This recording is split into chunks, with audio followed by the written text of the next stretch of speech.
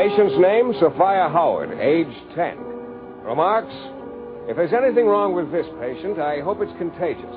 It'll be one epidemic the world could really stand.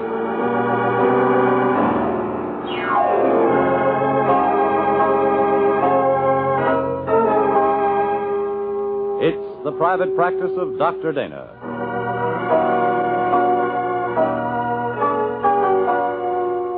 Starring Jeff Chandler and brought to you each Sunday afternoon at 5 Pacific Standard Time. Another story from the colorful career, the private practice of Stephen Dana, M.D.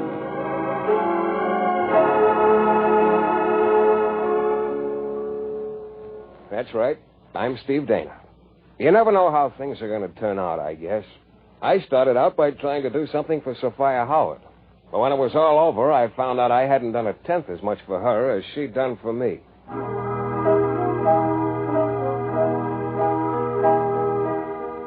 I suppose the whole thing started 2 days before Christmas. Although at the time, it might as well have been 2 days before Columbus Day, as far as I was concerned. Because it looked like my Christmas had gone completely sour on me as of 10 minutes before. And that left me with a very unpleasant chore to perform. So I called Gorsey, my nurse, into my office.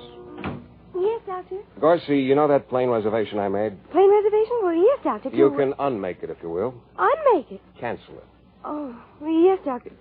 But, Doctor, you don't mean you can't go. You are unpleasantly accurate, Gorsey. That's exactly what I do mean. Oh, then you're not going back to your hometown for Christmas. Well, let's not rub it in, Gorsey. Let's just cancel the plane reservation, huh? Well, yes, of course, Doctor. But what happened? Oh, Mrs. Williamson's pretty bad. I just had her taken to the hospital 10 minutes ago. Oh. May have to operate. In any case, I've got to watch her pretty closely the next few days. Oh, I'm awfully sorry, Doctor. Thanks. So am I. Did you want me to stay in town? I mean... You mean if I said yes, you'd never forgive me. No, Garcia, on your way. Thank you, Doctor. But is there anything I can do for you before I go? No, Yes, suppose you put in a call for me to Dr. Tracy. Dr. Carol Tracy. Yes, Doctor. I certainly will.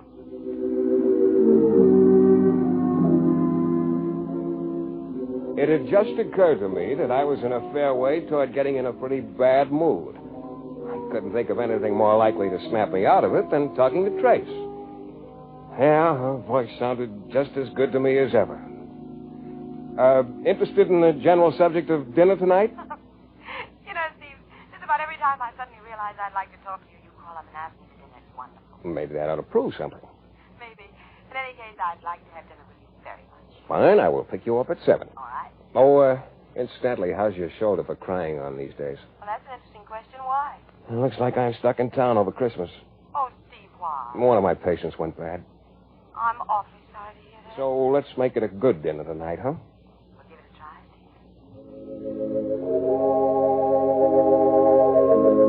Steve. Yeah. I had a hunch it wouldn't take much of a try with Trace. And after an old-fashioned apiece and a fine dinner, my morale was pretty high. That is, until the conversation came around to Christmas again. Now, Steve, I've been thinking about you. Missing Christmas at home. Well, naturally, I'm not too happy about it. I think it would have hit me harder a few years ago. Oh, don't tell me you think you're outgrowing Christmas. No, it isn't that. But I think Christmas, or rather, the way they celebrate Christmas now is getting sort of away from the original idea. Oh? Cigarette? Thanks.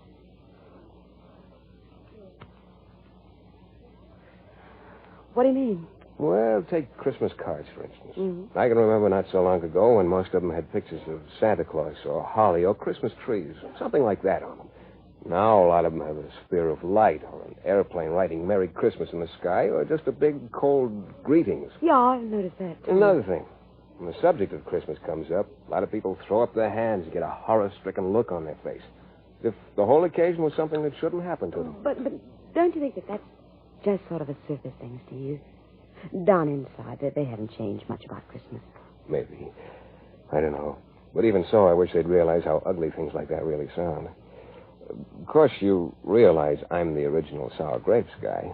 I'm talking like this to try and convince myself I'm not going to be missing anything by not going home. I know. How good a job you're doing. Convincing myself? Mm-hmm. So. But suppose I get off the soapbox for a while and you tell me about the Christmas you're going to have. I've going to be a very wonderful Christmas for me, Steve, I know. My aunt and uncle live in a farmhouse up in New England. My sister and I are going to fly up there tomorrow. Farm's just outside one of those wonderful little towns. Complete with red brick buildings and a white steeple, huh? And snow all over. To say nothing of a big Christmas tree. An old-fashioned green one. And a turkey almost as big. Oh, you know what my Christmas is going to be like as well as I do. Yeah. Will this be your first Christmas up there? No, we've been going up there every year for a long time. So like home. Oh. You're not afraid of that you can't go home again business, huh? From the book of the same name? Mm-hmm. The guy who wrote that book proved his point pretty eloquently, it seems to me. Yeah, he did. No. Oh, I'm not afraid of that you can't go home again business. You know, Steve, you're in a strange mood. Yeah, I guess I am. Just my end-of-the-year mood, I guess. Look, I've been glooming around long enough. Suppose we... I don't know as I'd call it glooming, Steve. You know, I wish you could come up to that farm with me.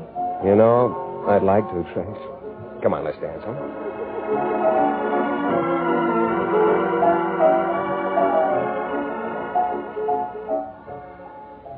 So we danced, and it was a good evening again.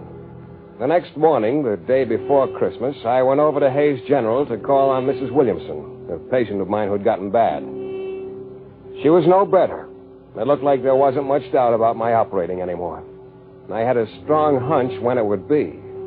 Yep, I'd be spending most of Christmas Day in surgery. I went back to my office, and it seemed pretty deserted without Gorsie. Funny thing about Gorsie, I always missed her at times like this. There weren't many patients, and I was through about noon. I started out the door. Wasn't sure where I was going, but it didn't matter because before I'd gotten very far, the phone called me back. Hello? The fellow who wrote the book was right. Trace. Hello, Steve. I thought you'd left on the plane this morning. That's what I mean. I can't go home again either. Why not? I seem to have 2 emergency patients on my hands. So, I put my sister on a plane. I'm stuck here. Well, I'm sorry to hear that, Trace. I am, too. I know how you must be feeling. It's worse than I thought. Well, look, where are you? Pershing Heights Hospital, where my patients are. You want me to come over and keep you company? I'm fresh out of patients for the moment. Oh, I'd love it. Now I can cry on your shoulder. Okay, I'll see you in an hour or so. Well, all of a sudden, that made 2 of us with no Christmas. It probably wasn't too noble, but I found myself feeling a little better about things. I was just about to leave my office and go over to Pershing Heights when I noticed an envelope half tucked under the blotter on my desk with my name on it in very familiar handwriting. I opened it. Yeah, it was from Gorsie. Just Merry Christmas, Doctor, on it, and down at the bottom a P.S. Don't forget to get a haircut before Christmas. That's what I like about Gorsie. Always trying to take care of me. And after looking in the mirror, I could see she had a point. So I went over to the barber shop I always went to. It was a small one with only one barber, named Henry. I don't know why I kept going to him particularly. He wasn't the greatest barber in the town or anything like that. He was tall, stoop-shouldered, one of the thinnest people I'd ever seen. The kind that seems to be mostly bones. He'd always had a slightly sour outlook on life, and today, even though it was the day before Christmas, was no exception. Getting trimmed up for Christmas, huh? Yeah. Gonna have a big Christmas, huh? No. Oh. No, huh? No. Oh. Well, you're the lucky one, I guess. Am I? Yeah, Doc. You're the lucky one, all right. How so, Henry? 'Cause you're not having a big Christmas. Me, I'm having a big Christmas. 4 kids. That's a big Christmas, Doc. Yeah, I guess it is, but you don't like it, huh? Why should I? Prices what they are. Yeah, there's always that, I guess. I don't guess, Doc. I know. Hey, easy. No, sorry. Yeah, spend all year just holding your nose above water. Maybe you put away a few bucks, maybe you can't. So what happens? Along comes Christmas. Along comes Christmas. One kid's got to have a wagon. One's got to have a big doll, one that cries. Other's got to have a tricycle. You said there were 4 kids. How about the 4th one? Little stove that cooks. Oh. So we get him the things. We use up a few bucks. We run up bills. We spend months trying to get them paid off. Just about the time we do know what happens. Well? Yeah. Along comes Christmas again. No, Doc, you can have it, the whole thing, you know.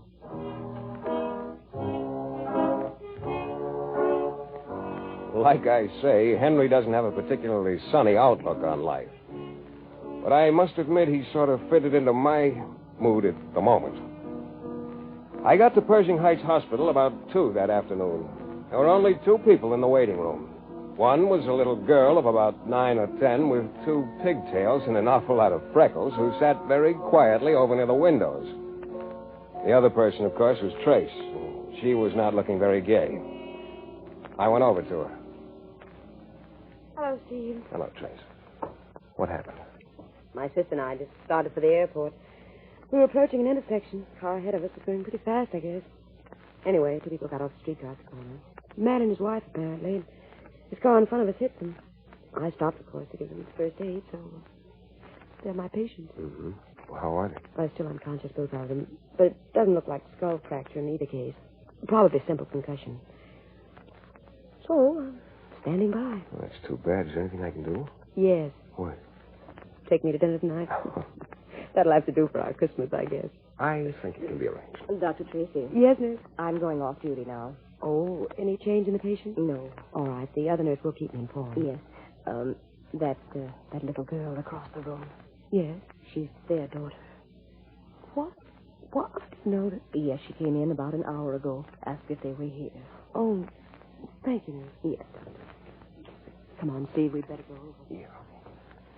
I saw her sitting here. I didn't pay any attention. It never occurred to me. She wasn't with them at the time? No. Hello. Good afternoon. I'm Dr. Tracy. This is Dr. Dana. How do you do? I'm Sophia Howard. Hello, Sophia. I'm your parents' doctor. I didn't know you were their daughter. How did you find them? The people at the corner told me that there had been an accident and described who was in it. So I knew it was Mother and Daddy. They were to meet me at that corner, and I was a little late. I've been looking in the windows. Are they... They're getting along all right, Sophia. I'm afraid you can't see them right now, though. I know. That's what the nurse said. But I know that they'll be all right. I'm sure they will. Because I've been praying. Oh. You live around here, Sophia? No. Where do you live? Well, that's rather hard to say. What do you mean? Mother and Daddy are missionaries. We've lived in Africa ever since I was born. Missionaries? Yes. We just got off the boat this morning. Do you have relatives around here? No.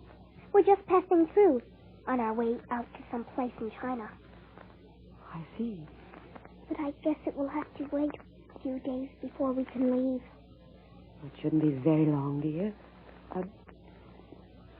What will you do in the meantime? Wait. Oh, but this is Christmas Eve. I know. Have you any plans, Sophia? No. Hmm? Yeah. Would you like to have dinner with us, dear? Why, thank you very much. I'd like to, if I wouldn't be a bother. I'm pretty sure you won't be. Where are we going to have dinner, Steve? Well, yeah, I hadn't given it much thought. Wait a minute. I hadn't fixed up my apartment because I was going away. I don't even have a tree. Oh, yeah. Sophia, you've never had a Christmas in this country, have you? No. Well, then it's high time you had one. Trace, can you leave the hospital? I think so. They'll get in touch with me if there's any change. Okay, you and Sophia go on over to your apartment. I'll be along in an hour with all the trimmings.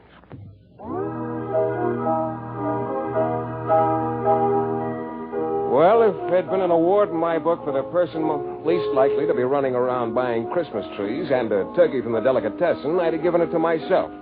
But here I was doing just that. It looked like a fine turkey, too, all cooked and still steaming. When I got to Trace's apartment, I noticed she'd found some holly somewhere and had the place looking very Christmassy. Sophia was sitting there taking it all in with those big brown eyes of hers, looking very interested, and yet I couldn't quite put my finger on it, but she looked sort of vaguely disappointed about something. Well, I set up a tree and we decorated it. Then Trace put the food on the table, and the three of us ate like we were starved. Afterward, we just sat there at the table, not saying anything for a while. The candlelight flickered over that serious little freckled face between us. Finally, she looked up at us. I want to thank you for having me to dinner. It was very nice. I wish that Mother and Daddy could I'm glad you enjoyed it, dear. It was a wonderful dinner. And the tree is very beautiful. We never had any trees like that where we were. Daddy would always fix up a bush to look like one, though. I guess Christmas is just about the same everywhere. I don't know much about that. I've never seen one like this, with snow and... Well, you probably know as much about Christmas as anyone, Sophia. Christmas stories and, well, things like that. They're the same everywhere. I only know one Christmas story. Oh? Well, tell it to us. Oh, you probably know it, too. Well, you tell us and we'll see. Come on. Well, all right. And there were in the same country shepherds abiding in the field. What? Keeping watch over their flocks by night. And lo, the angel of the Lord came upon them, and the glory of the Lord shone round about them. And they were sore afraid. And the angel said unto them, Fear not, for behold, I bring you good tidings of great joy, which shall be to all people. For unto you was born this day in the city of David a Savior, which is Christ the Lord. And this shall be a sign unto you. Ye shall find the babe wrapped in swaddling clothes, lying in a manger. And suddenly there was with the angel a multitude of the heavenly host, praying God and saying, Glory to God in the highest, and on earth peace, goodwill toward men.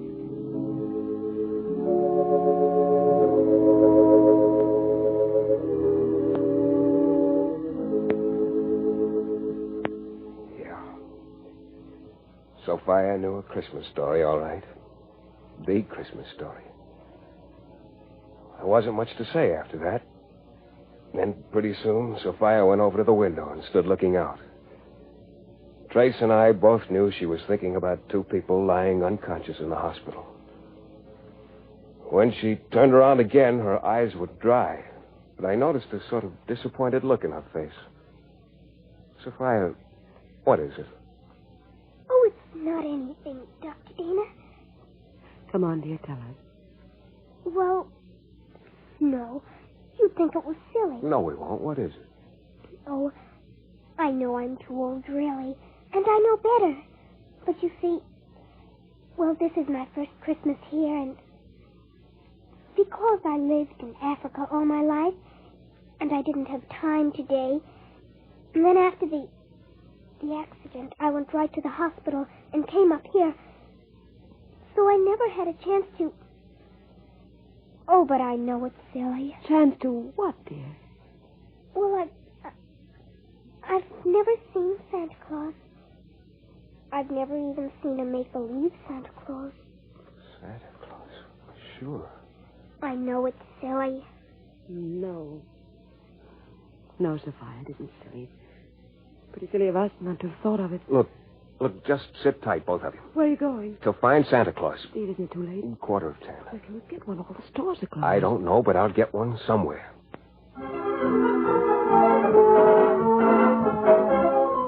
Yeah, it sounded easy at the time, being Christmas Eve. Of course, I realized the real Santa Claus was busy, but I thought I could find a representative. An hour later, though, I wasn't so sure. I hadn't seen a one. I was standing on a corner scratching my head when the answer came to me, because I was scratching my head. Henry the barber. Sure, it was pretty incongruous, but, well, he'd be doing me a big favor, and yet, well, maybe it wasn't so incongruous. Maybe I'd be doing him a big favor. I got his home address out of the phone book and went over. He was still up. Doc, you're out of your mind. Yeah, Henry, maybe I am, but come with me anyway. You don't really mean it, do you? You don't really mean you want me to go traipsing over to somebody's place with you and play Santa Claus for some kid who should have been in bed 2 hours ago? Yes, Henry, I mean it. That's just what I mean, and I think you'll do it. I talked to him. I told him about Sophia, about her parents in the hospital. Maybe I laid it on pretty thick. I don't know. But I kept talking, and finally he held up a hand.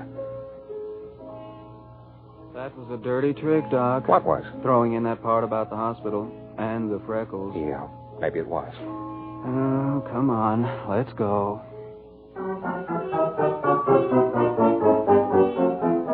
We got in my car and started back, and then discovered we'd overlooked one small detail. No Santa Claus suit.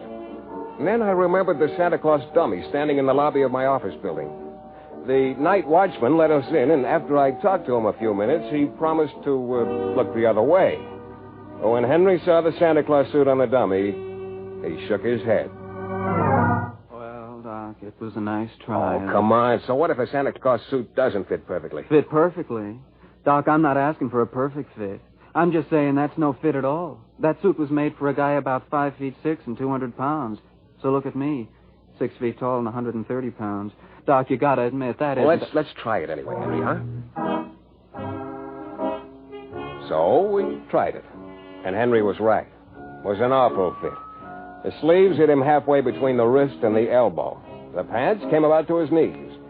But in between, the suit ballooned around him like a tent on a scarecrow. Yeah, he was some Santa Claus. But he kept the suit on, and we drove back to Trace's apartment. She took one look at Henry and tried to keep a straight face. And then she motioned over to the Davenport where Sophia had fallen asleep. There she is. But, what am I supposed to do? She's asleep. Come on, go on over to her and wake her up. Well, what'll I say to her? You'll think of something. Doc, I've always given you good haircuts. I don't deserve this. Come on. Oh, all right. Sure has a lot of freckles, huh? Yeah. Sophie, huh? Sophia. Sophia. Sophia? Sophia? Yes? Wake up, Sophia. Well... Why, it's a Santa Claus. Yeah. I understand you wanted to see me. Yes, I did. So much. It was very nice of you to come. Oh, well, that's all right. Are there many Santa Clauses like you? Well, yeah. I see. You don't work for anyone in particular, then? Not exactly. Is that why your suit doesn't fit you very well? Yeah, I guess so. But wait a minute, I said I didn't work for anyone. That wasn't quite true. What do you mean? Why, all of us, Santa Clauses, we work for the same boss. We're sort of representatives of his. Who is your boss? Why, Santa Claus, I guess. Yeah, the real Santa Claus. Oh. And as for my suit not fitting, it's not supposed to fit. It isn't? No. You see, it means something when it doesn't fit. It does? Well, what does it mean? Why, it means, it means that it's just sort of a symbol. This coat and pants. See how they hang on me? Well, that means that it isn't the outer stuff that matters so much. It's what's inside. I didn't realize that. Yeah. Well, I've got to go, Sophia. I'm very glad I met you. And thank you so much for talking to me. Oh, that's quite all right, Sophia. Doc. Yeah, I'll show you to the door. Was I, okay, Doc? You were very okay, Henry. I want you to know how much I appreciate it. Oh, that's okay, Doc. I didn't really mind. Sure has a lot of freckles, huh? Sure does. Funny. Kind of reminds me a little of my second oldest kid. Oh? Maybe it's the pigtails. Maybe. Well, I'll be getting along, I guess. Doc. What? You suppose they'd mind very much over at your office building if I didn't get this Santa Claus suit back to them until day after tomorrow? No, Henry. I don't think they'd mind at all.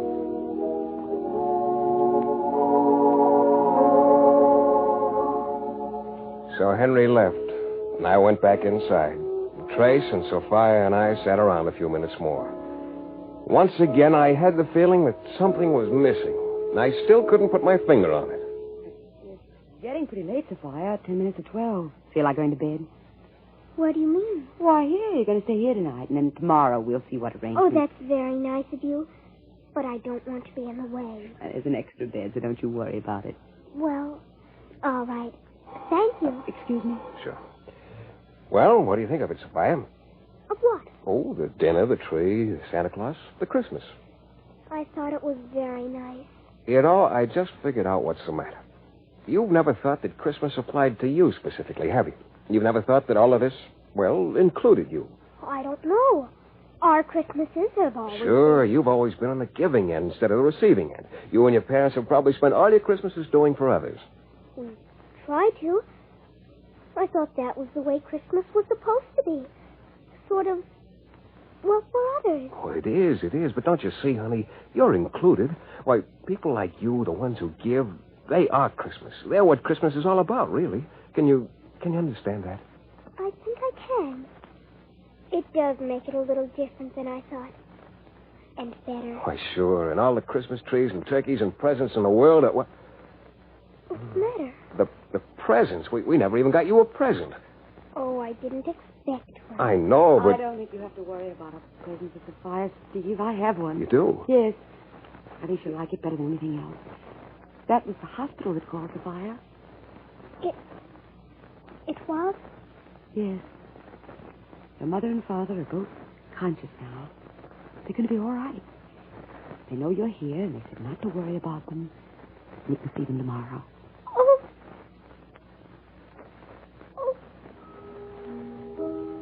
She just stood there, with her lips moving and tears in her eyes.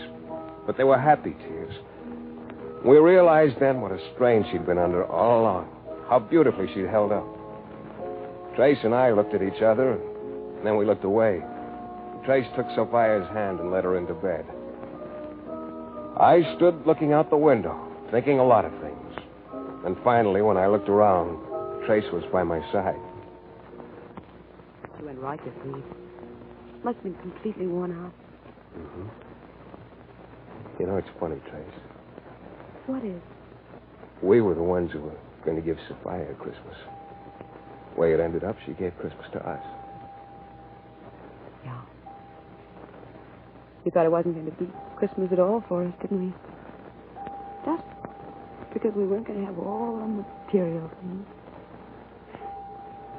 It was a long time ago we felt like that. It is a long time ago. There it is, Trace. Midnight. Uh-huh. Merry Christmas, Trace. Merry Christmas to you.